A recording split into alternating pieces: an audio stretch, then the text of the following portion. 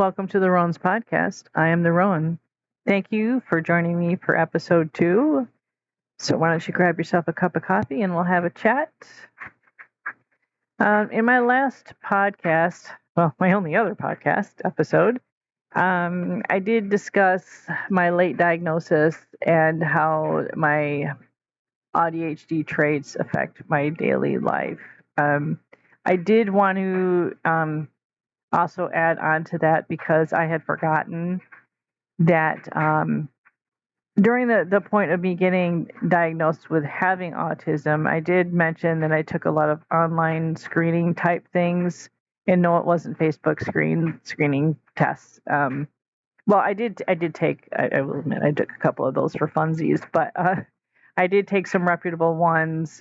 But also, I had forgotten that my son's pediatrician that he went to see, so he was like about late 15 years old, close to being 16 when he saw her.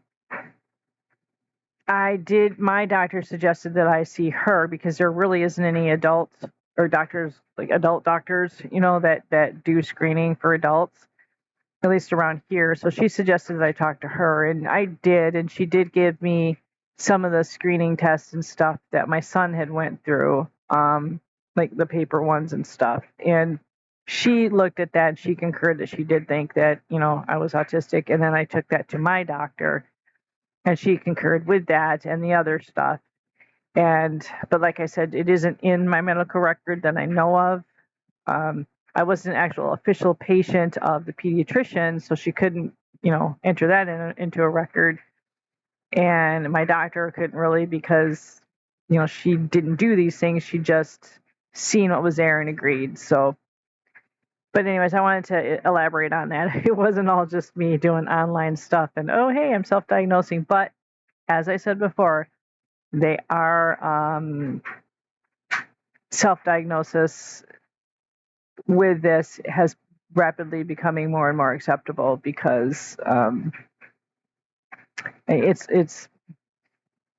it's really hard to find a doctor that's willing to help an adult with their diagnosis, and when you do, it's super expensive and it's a lengthy process, and so and it is a valid but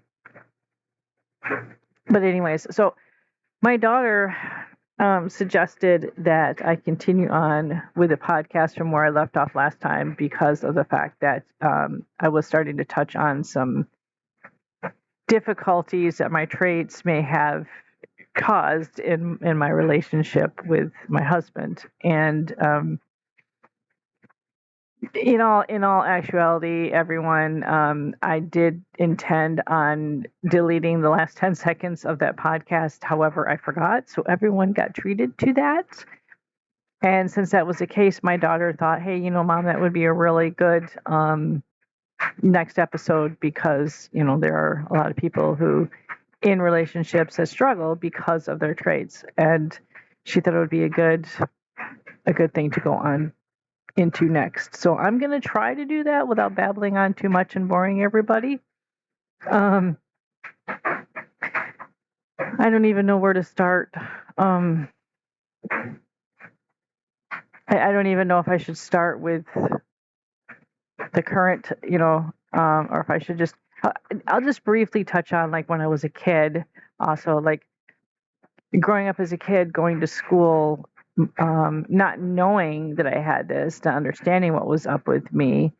I was extremely quiet. I always considered myself just being shy because I wouldn't talk to anybody. I wouldn't look at anybody in the face if I didn't have to. I wouldn't talk to you if I didn't have to. And except if I knew you, and you were like a friend, then maybe sometimes I would get downright really goofy and crazy. With my friends, I'd open up a lot, but if anybody else, no.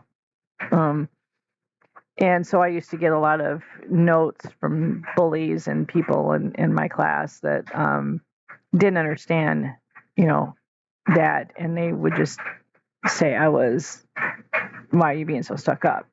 You're always so rude. You think you're better than us, things like that. And it hurt. because I never understood why they were saying that to me, because I was just staying out of everybody's way. I was keeping my head down. And I would literally keep my head down. If I was walking anywhere that I walked, I'd keep my head down and just look at the floor, watch my feet. I did not want to look up. I did not want to engage with anybody else because I was afraid that they would see, something was different with me, or I thought they'd pick on me or something. And I was never trying to be rude. I was trying to stay out of everybody's way. So I didn't understand that growing up. Now I do. I understand that, looking at it as an adult, yeah, I understand that, it probably looked that way. And I know as a young adult, I growing up, and I didn't really learn this until probably about 15 years ago. I hate small talk. And I would especially hate to go through the checkout and talk to the cashier there. Oh, I hated that. I did not want to speak to anybody. And I'm sure that person, whoever it is I come into contact with, probably thought I was being rude. And I will admit there were times where I was a little rude. If I was in a bad mood, or if I was, now I understand it as probably I was overstimulated from being in a store too long or something, and just I had gotten grumpy. But a lot of times I just wouldn't talk to the person, wouldn't look at the person. And because it was really awkward, I still don't, to this day, I still don't see the real point of small talk, other than I know it's supposed to be there to fill in awkward silences. Like getting my hair done, getting a haircut. It's extremely awkward for me. Although I have been seeing the same hair person almost on a regular basis, so it's a lot easier with her. Excuse me, because I know her a little bit better, so it's a little bit easier. So although I do tend to get quiet, after like the first, 20 minutes or so, I get really quiet, and then, she ends up talking to whoever else is in the thing. She does by hair. But I think she's getting it with me. I think she's understanding. I'm not just trying to be rude. But that's my relationships with other people. Now, how does my traits affect my closest relationships? With my kids, they all say I'm weird. But they're all several kinds of neurospicy as well, since that's the new name that the younger generation gives it. Yeah. But they get it. They get me, mostly. Most of my kids do. My oldest son doesn't really get it. He expects me to. Well, he does. I mean, he knows. And he definitely doesn't call me normal. He doesn't. He said me not being normal is a good thing because normies are bad, but that's just, you have to understand he's a little bit more autistic, a little bit more, I'm not sure what the term is. I'm sorry if I offend somebody, but he's a little farther down on the spectrum level. I don't know if that's the right term or not. I know it used to be high functioning, low functioning. I don't know what it is now, but I'm old school, so that's what I'm going with. So I'm sorry. If anybody wants to comment and change that, tell me the right whatever to go for. I'll try to pick that up. But so he's a bit lower functioning, so he doesn't have, and he has some other issues that's going on as well. So him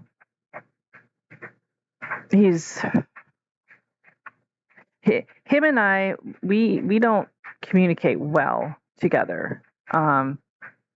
We both are very, he's even more literal thinking, and he has more concrete thinking than I do. But I can get to be that way too, but not as bad as him. He used to be almost to the point where if you would say it's raining cats and dogs outside, he would look and see. He was almost to that degree. Me, no. But there are certain things, if you tell me, I'll believe you. Both him and I also share the thing that if you tell me something's going to be a certain way, it better be that way. Or otherwise I'm going to get a little upset. Like he gets downright, angry, and I just get a little annoyed and hurt.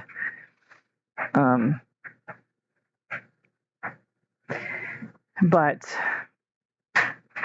so my relationships with my kids, it really doesn't affect too much, other than the fact that they just call me weird. But as far as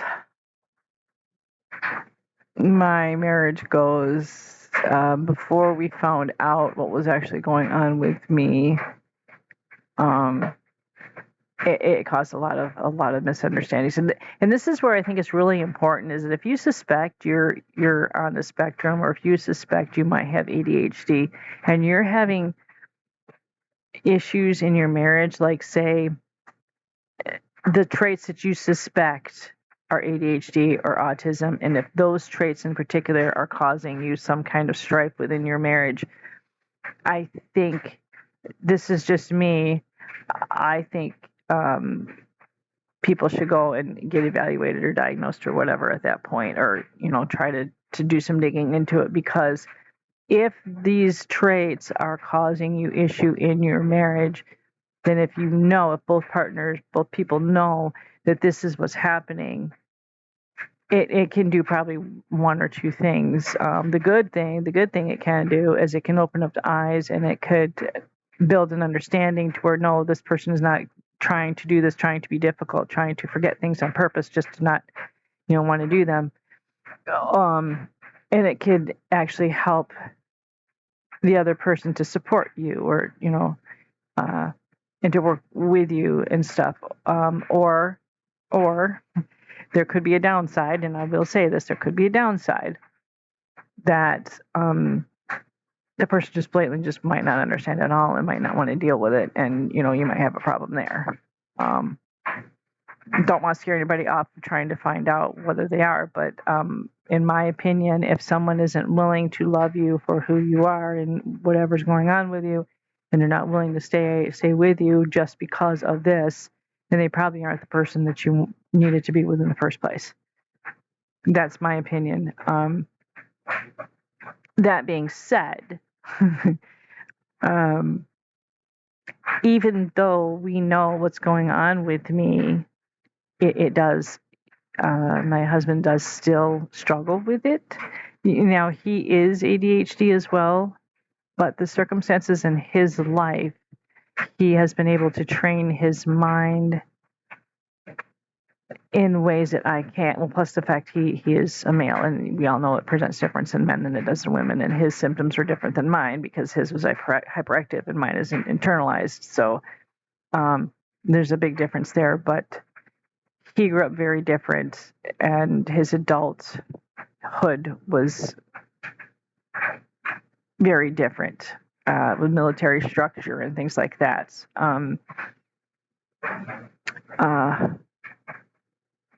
The military tends to order your mind very well. So he had the advantage of all that, the tools and stuff, and plus, he knew when he was young. They helped him from when he was young. I didn't find out till late in my 50s. And it's kind of hard to go like, oh, hey, yeah, that's what happened. That's the whole problem was my whole entire life. Let's fix it now. And I think sometimes he thinks that's what I'm able to do that. And he does have the capacity to where if he sees something wrong, he knows he can fix it. But my brain is not ordered like his. His is ordered, and mine is not. And he doesn't understand it. You just need to try it harder. You just need to do this. You just need to do that. He wants me to do memory games to help me improve my memory. Well, in theory, that's a good idea. And it is. But he doesn't understand that there is a chemical component at work there. There is also brain wiring at work there that hinders my memory. So I don't know. I mean, yes, exercises can probably help with the brain wiring, can help with pathways. But when you have chemical, some of it is chemical related, and I'm not medicated on ADHD with ADHD meds or anything like that. And it's not that I'm against it. I just, in my personal opinion, I just, for myself, I don't want to take those pills. Although I'm thinking about it, but I don't want to. But anybody else who is doing it, I think it could probably be a tremendous help for them if that is what they choose. I mean, I'm definitely not against it. I just am not. And without me having that chemical regulator going on, I don't think memory games are really going to help all that much. But who knows? I should actually try it. But kind of have a little bit of that demand avoidance thing to where you tell me to do something, and I kind of want to do the opposite. So that does create a problem. So like before we knew, I was forgetting things. He would ask me to do things and I would forget to do them, or he would tell me something and I would forget that he told me something, or we would argue about, hey, I told you this an hour ago, and I know you never said that to me at all. Not at all. Because I wouldn't remember. Just yesterday, we were coming back from Walmart, and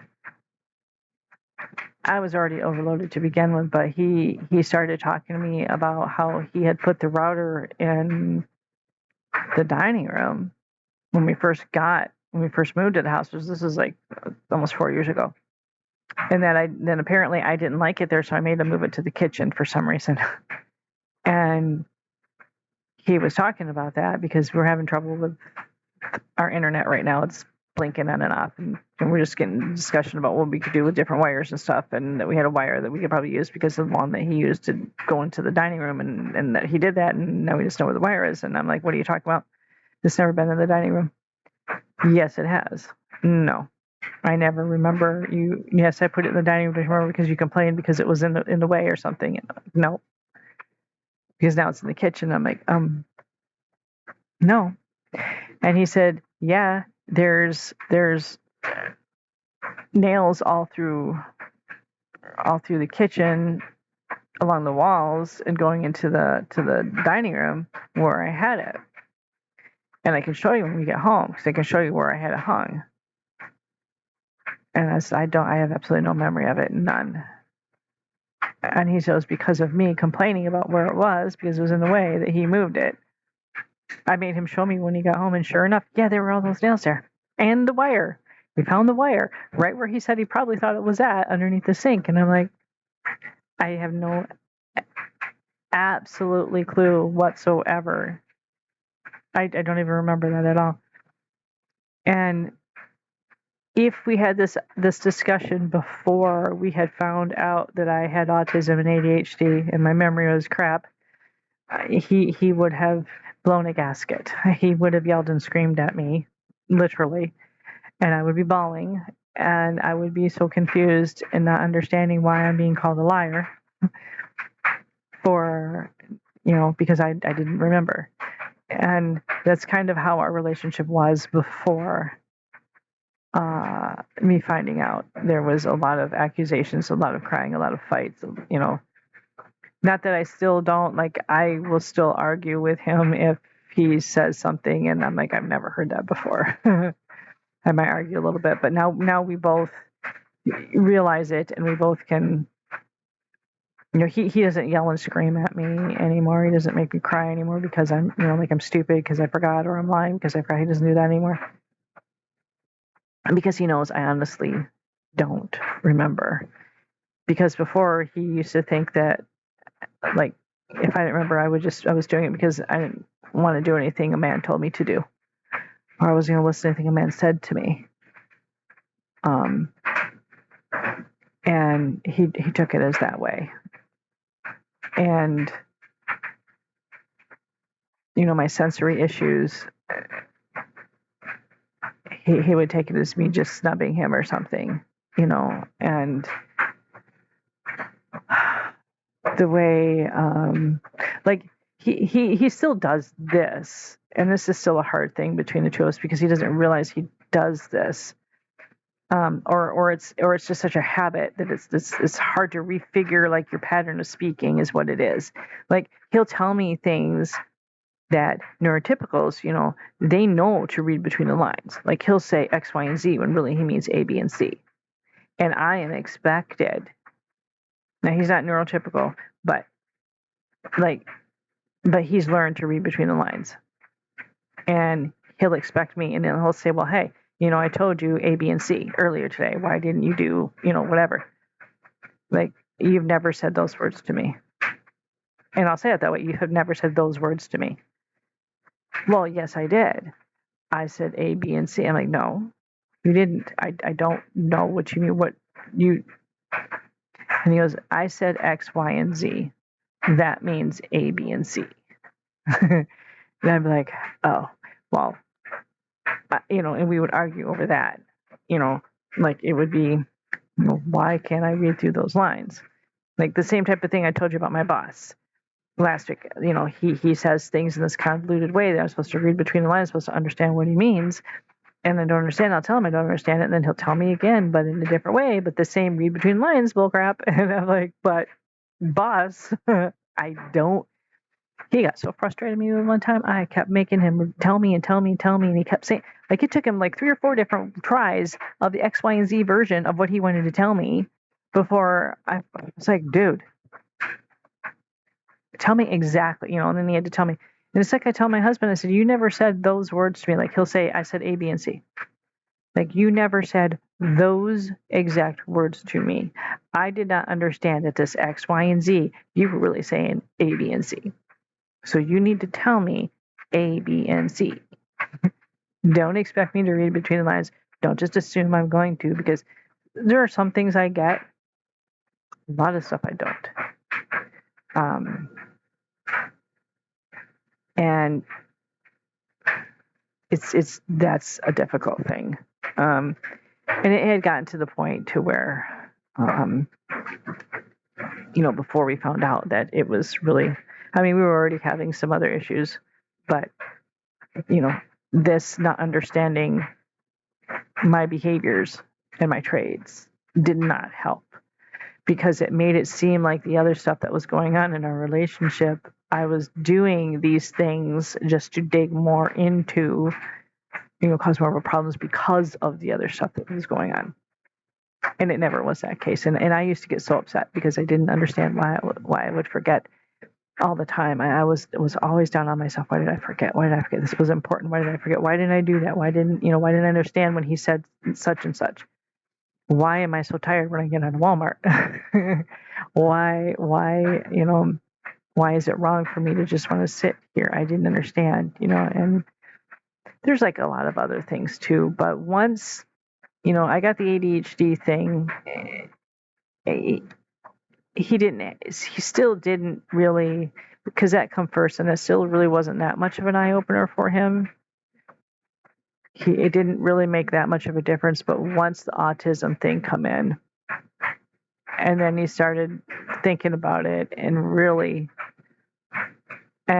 that was at a point where we were starting to put our relationship back together again, and he was starting to really look into it and think about it, and it just kind of really opened his eyes, and he's like, you know what, she really just needs support, because she's not doing these things on her own, or not doing these things purposely. And I was starting to get the right words. Like, I was starting to do more research myself and starting to be able to get the right words to be able to tell him how I was feeling or what I was experiencing. Excuse me, so he could understand better. And that was a big help. And he is turning into an advocate for me in a lot of ways, but there are times where he can really make me feel like I'm super disabled. And he means well. And I'm not trying to bash him, because the things he says, I don't think he understands. Sometimes it does make me feel like I think he thinks I'm really disabled, and can't. But he's just speaking matter-of-factly. He's pointing things out to me so that I understand. But it can be hurtful. And we had a long discussion about this yesterday too. And he actually did name off a lot of things, a lot of my traits and stuff that he was having issues with, and the things that we were working on together and stuff. And I so wished I could have just hit record. That would have made an excellent podcast. It would have made an excellent podcast. And I thought about, and I am thinking about actually asking him if he would sit down with me and help me do one, just a couples podcast about how the ADHD affects our relationship. And who knows, maybe that'll be episode 3. I hate to keep banging on about the same episode when I said it could be about anything and everything, but I just, hyperfixation, I guess, right now. I don't know, but I really think it would be kind of cool. Yeah, I might do that. But the whole point of me talking about the relationships with ADHD and autism is I really want to encourage people that if you think that you may have these traits, or you think it's giving you problems in your relationships, go talk to your doctor. See if you can get some sort of evaluation of some sort, because if you can get answers, then you can sit down with your significant other and have a talk with them, and you may be able to come together, and you may just find your biggest cheerleader right there sitting next to you. Someone to help you, and it can explain a lot of things, because they may just think you're doing all this stuff on purpose, like mine did. And I wasn't. I was hurting so bad because I didn't understand why I got in so much trouble. Why he would never believe me that I did forget. There are things, and I asked him yesterday, I said, how many more things have I forgotten? And he said a lot. And I hate that, because there are things that are completely obliterated, gone, and then I can't remember because of my memory. But there are a lot of things that are pretty concrete in there. Most of the things are not things I want to remember, but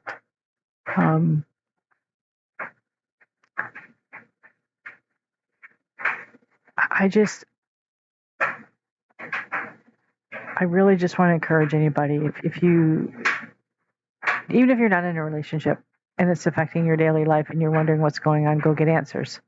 It's not about getting a label. It's not about making yourself seem like a victim or getting special treatment or anything. It is about knowing yourself and understanding yourself and helping the people around you understand you.